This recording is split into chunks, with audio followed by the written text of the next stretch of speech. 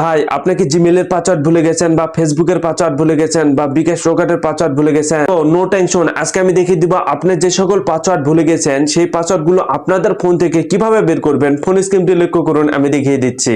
এরকম ইম্পর্টেন্ট ভিডিওগুলো পেতে আমাকে ফলো করতে পারেন। আপনারা চাইলে ভিডিওটি শেয়ার দিয়ে আপনাদের টাইমলাইনে রাখতে পারেন, যে কোনো সময় আপনাদের কাজে লাগতে পারে। Let's check it out. Okay, ভুলে গেলে পাসওয়ার্ডগুলো বের করার জন্য আপনার ফোনের ক্রোম ব্রাউজার অপশনে আসবেন। এখানে আসার পর থ্রি লাইন অপশন আপনারা ক্লিক করবেন। দেখুন সেটিং অপশন আছে, অপশনে আপনারা ক্লিক করে দিবেন।